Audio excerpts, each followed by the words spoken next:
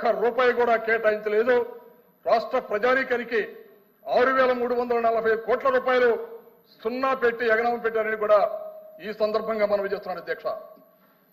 అలాగే నిరుద్యోగ భృతి అధ్యక్ష, ఎంత దుర్మార్గం అంటే చంద్రబాబు నాయుడు గారు ఎప్పుడు అధికారంలో ఉన్నా రాష్ట్రాన్ని సుదీర్ఘంగా పరిపాలన చేసినటువంటి వ్యక్తి గౌరవనీయులు చంద్రబాబు నాయుడు గారు.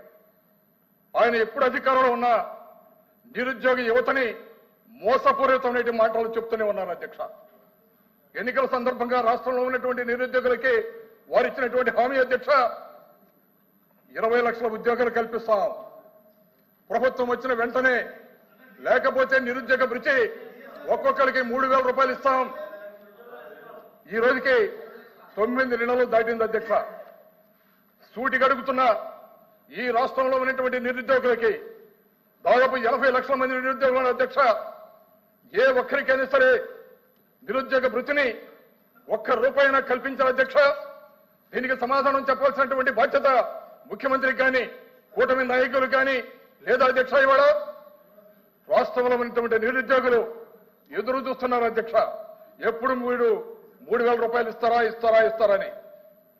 లాస్ట్ బడ్జెట్ లో ఈ బడ్జెట్ లో పెద్ద సున్నా పెట్టి ఎగనామం పెట్టినటువంటి సంగతి మరొక్కసారి గుర్తు చేస్తున్నాను అధ్యక్ష.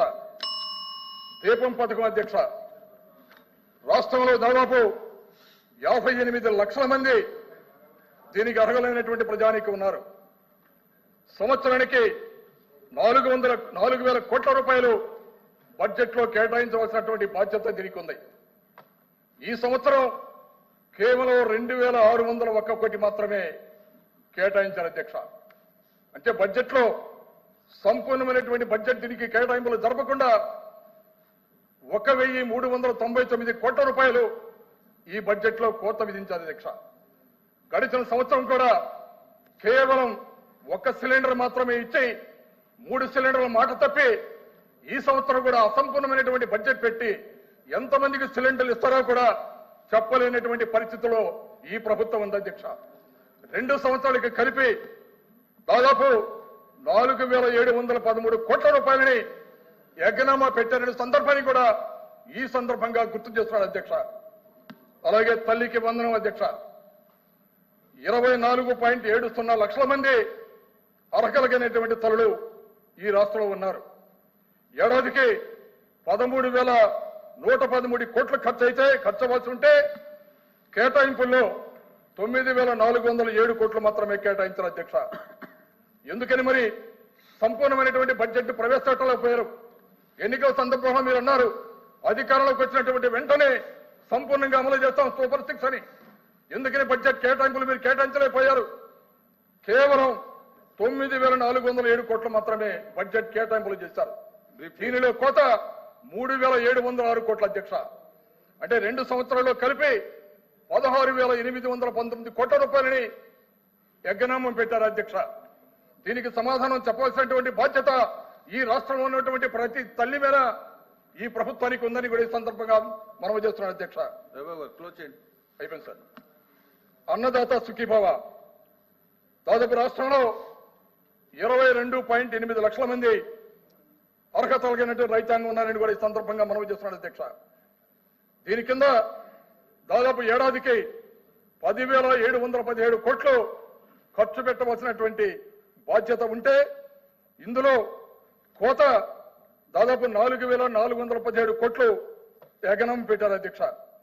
2 సంవత్సరాలు కలిపి 14,861 కోట్లు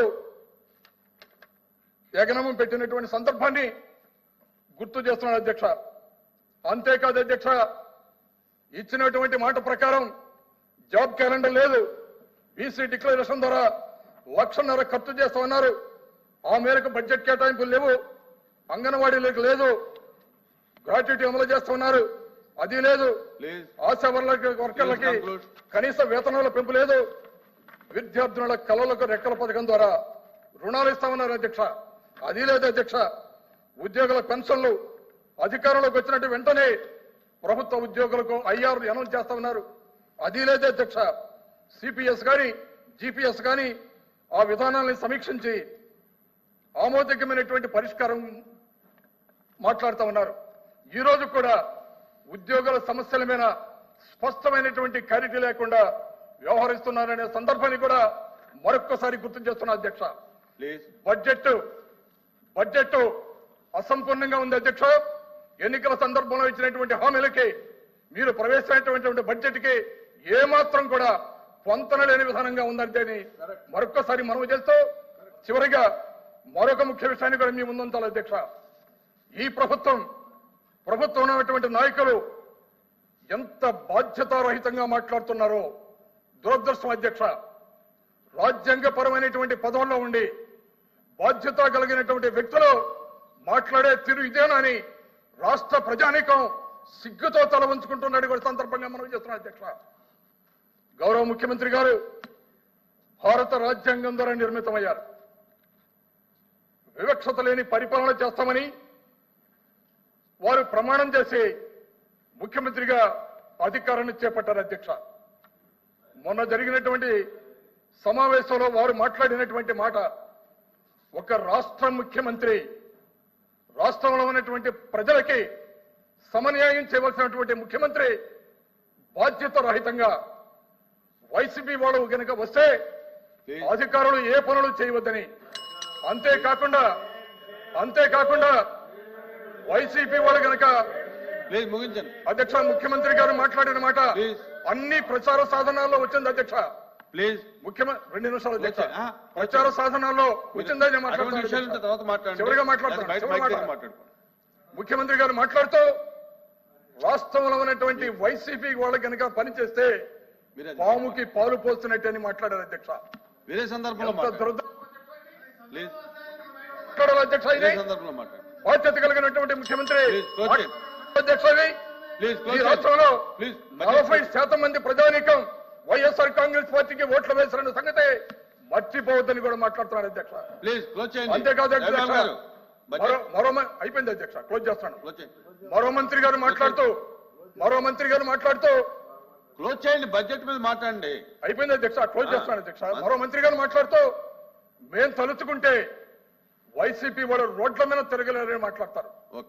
మరో మంత్రి గారు మాట్లాడుతూ మరో మంత్రి అయిపోయింది అధ్యక్ష. మరో మంత్రి గారు మాట్లాడుతూ పచ్చ చొక్కా వేసుకున్న వాళ్ళకి కూర్చోండి. అది వేరే సందర్భంలో మాట్లాడండి. క్లోజ్ చేయండి ప్లీజ్.